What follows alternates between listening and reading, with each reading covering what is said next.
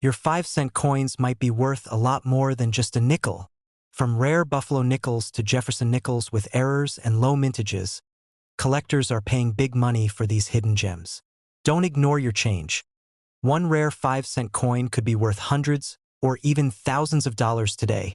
The 1990 United States 5-cent coin, better known as the Jefferson nickel, might appear to most people as just another common piece of change that slipped through their hands without a second glance. But for coin collectors and numismatists, the 1990 Jefferson nickel holds an intriguing place in modern U.S. coinage because of its error varieties, high-grade rarities, and the surprising values these coins can reach at auction.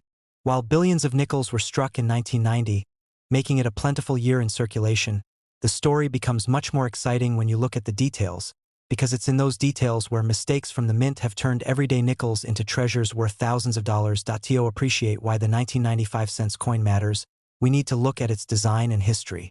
The Jefferson nickel has been in circulation since 1938, when Felix Schlag's design was chosen to replace the Buffalo nickel. The obverse features the left-facing portrait of Thomas Jefferson with the inscriptions, "In God We Trust, Liberty," and the date. On the reverse, Jefferson's famous Virginia home, Monticello, is depicted with the inscriptions E Pluribus Unum, Monticello, 5 cents, and United States of America. By 1990, Schlag's design had been in use for more than 50 years, and although minor modifications had been made over the decades, the nickel's appearance remained familiar to generations of Americans. In terms of mintage, the 1990 Jefferson nickel was produced in staggering quantities. The Philadelphia Mint struck over 661 million pieces, while the Denver Mint produced over 570 million.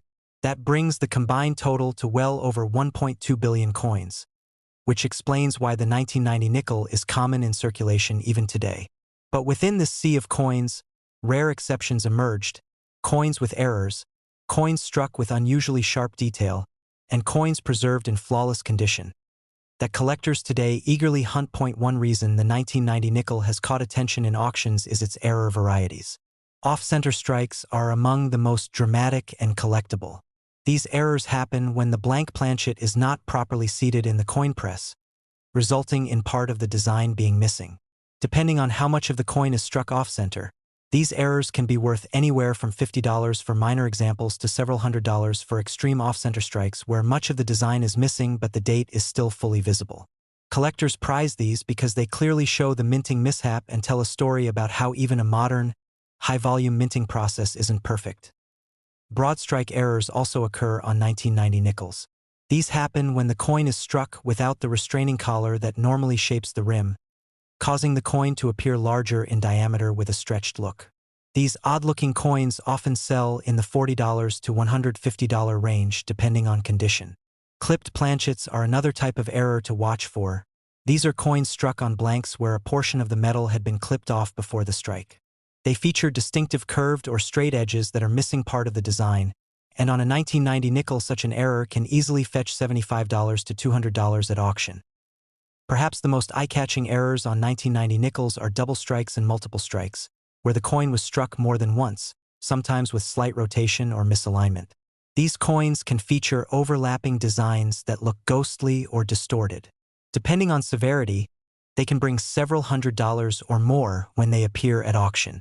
There are also rare transitional planchet errors where a nickel was mistakenly struck on the wrong metal blank, sometimes a dime planchet or a foreign coin blank. These are exceptionally rare and can sell for thousands of dollars, making them the most coveted type of 1990 nickel error. High-grade examples of the 1990 nickel are another story altogether. While circulated coins are extremely common, finding one in pristine, mint-state condition with sharp strikes and no marks is surprisingly difficult. Collectors seeking coins graded MS-66 or higher often pay substantial premiums, because most 1990 nickels entered circulation quickly and were not saved in large numbers. Auction records show that 1990 nickels graded MS-67 or better by PCGS or NGC can sell for hundreds of dollars, reflecting their rarity in such condition.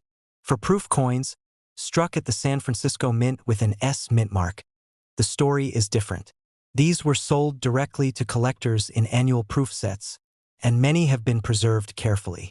Proof examples with deep cameo contrast between the frosted design and mirrored fields are highly prized and perfect PR70 deep cameo examples have sold for several $100s at major auctions. Auction results provide some of the best insights into how valuable 1990 nickels can be. For instance, a 1990D nickel graded MS67 sold for close to $1,000 at auction because of its near-perfect surfaces and rarity in that grade. Off-center errors with large portions of the design missing but with the date intact have crossed the auction block for $500 or more. Double-struck examples have sold for similar amounts, and transitional wrong planchet errors have reached into the thousands, reflecting just how rare and desirable they are. Proof 1990S nickels in PR70 deep cameo have commanded prices between $300 and $600, showing that even modern proof issues can achieve remarkable value when preserved in flawless condition. The story of the 1990 nickel is a reminder that even in a year when billions of coins were produced, rarity and value can be found if you know what to look for.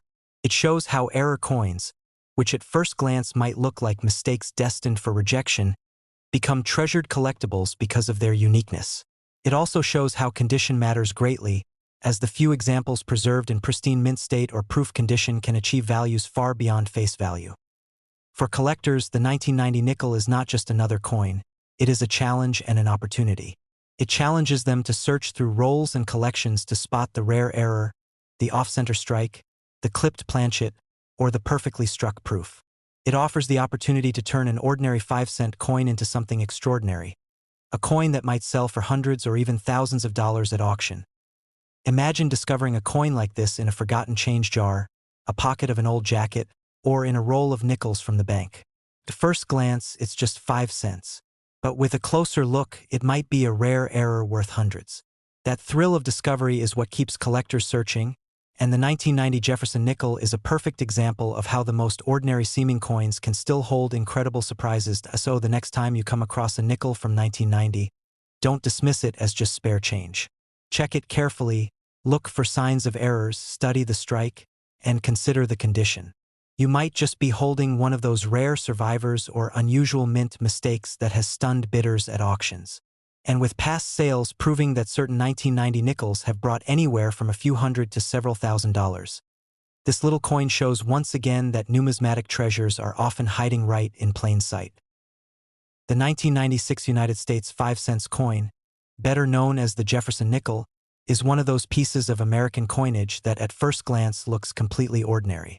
It sits in change purses, vending machines, and coin jars by the billions. For most people, a nickel is just 5 cents, a small step toward a candy bar or a soda. But for coin collectors who know where to look, the 1996 Jefferson nickel can be so much more. Certain errors, rare varieties, and exceptional condition examples have turned this simple coin into a prize worth far beyond its face value, and in some cases into treasures that have commanded thousands of dollars when they appeared at auction. It's a reminder that even coins from the late 20th century, circulating in everyday life, can surprise us with hidden value and unexpected history. The design of the Jefferson nickel had already been in use for over half a century by 1996. Felix Schlag's portrait of Thomas Jefferson on the obverse shows the third president facing left, with "In God We Trust" on the left side of the coin, Liberty in script along with the year on the right, and the mint mark positioned nearby. On the reverse, Jefferson's home Monticello stands at the center, with Monticello written directly below the building, 5 cents under that, and United States of America along the bottom. The Latin phrase, e pluribus unum, arcs across the top. Schlag's design had been slightly modified over the years to sharpen details, but in 1996 it remained largely faithful to the original 1938 introduction. The 1996 nickels were minted at 2 major facilities for circulation: Philadelphia, producing coins without a mint mark, and Denver, producing coins with the familiar D mint mark. In addition, the San Francisco Mint struck proof coins with an S mint mark for collector sets. Between the Philadelphia and Denver mints, hundreds of millions of nickels were struck in 1996, making the issue common overall. But, as is so often the case with coinage, the story becomes much more interesting when you start looking closer at individual coins and their unique quirks. One of the biggest categories of collectible 1996 nickels comes from minting errors. Off-center strikes are among the most popular. These happen when the blank planchet is not seated correctly in the coin press and the design is struck partly off the coin. Minor off-center strikes of just a few percent may be valued at $10 to $20, but dramatic ones, where a large portion of the design is missing and the coin shows a wide blank crescent, can bring $200 or more depending on how much of the date is still visible. Another striking error involves broad strikes. If a coin is struck without the retaining collar that normally holds it in place, the result is a nickel that spreads wider than usual and looks slightly distorted. Collectors love these unusual-looking errors, and 1996 broad strikes have sold for $50 to $150 depending on grade. Double die varieties also hold a strong place in the error market. While no headline-famous double die nickels were discovered in 1996, minor doubling on the inscriptions or Monticello's details has been reported. Coins showing strong doubling can command premiums of $100 or more, especially in mint state condition. Then there are wrong planchet errors, which are among the most dramatic and valuable. Occasionally, a Jefferson nickel from 1996 was struck on a blank meant for a different denomination, like a cent or a dime. These are instantly recognizable, as they appear either smaller and copper-colored or thinner and silver-toned, depending on which planchet was used. Such pieces are rare and highly prized, often bringing several $1,000s at auction. Wrong metal errors also exist, where the nickel was struck on improperly prepared planchets or transitional blanks, creating unique compositions that collectors eagerly pursue. Beyond errors, condition itself plays a huge role in determining the value of a 1996 Jefferson nickel. Most nickels in circulation are worn down quickly, with scratches, nicks, and dulled surfaces. Finding a 1996 nickel in pristine mint state with full details is much harder than people realize. Collectors, especially those competing in registry sets, pay strong premiums for high-grade coins. A 1996 nickel graded MS67, for example, can bring several $100s, and the very finest known examples, graded MS68, are extremely rare and have sold for over $1,000. The quality of the strike also matters. Coins with full steps on Monticello, meaning the horizontal lines on the building steps are fully visible, are especially scarce and valuable. Proof nickels from 1996 struck in San Francisco are also of great interest. While most are common and valued at just a few dollars, examples in perfect PR70 deep cameo condition are far more desirable, often selling for $150 to $300. And as with other years, the possibility of unusual proof errors, such as missing mint marks or double strikes, makes them even more intriguing. Auction records show how collectors continue to value these modern nickels when the right pieces appear. Dramatic off-center 1996 nickels have sold for $300. Full-step mint state examples have realized over $500, and proof nickels graded PR70 have crossed the block for hundreds of dollars. Meanwhile, rare wrong planchet examples have fetched several $1,000s in recent years, proving that even a coin as familiar as the Jefferson nickel can shock with its value. What makes the 1996 nickel such a fascinating coin to discuss is that it stands at the crossroads of ordinary and extraordinary. On one hand, billions of them were struck, and most will always be worth 5 cents.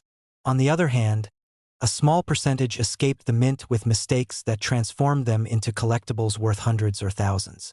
And then there are the top-quality survivors, preserved carefully or struck with such precision that they became trophies for high-end collectors. For anyone listening and wondering whether they should start checking their change, the answer is simple: yes.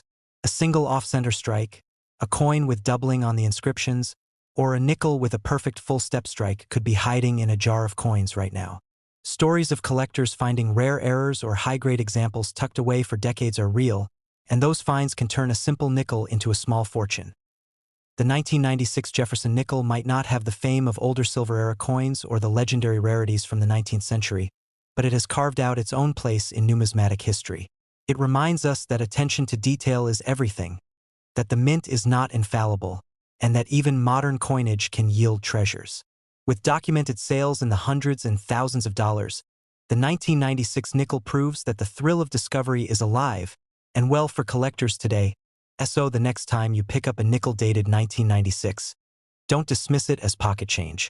Turn it in your fingers, look at the details, check the steps of Monticello, study the date and inscriptions, and consider what might be hiding there. Because while most people see only 5 cents, collectors know that within certain coins lies history, rarity, and value that can far surpass expectations. The humble 1996 nickel is living proof that the extraordinary can still be found in the most ordinary of places.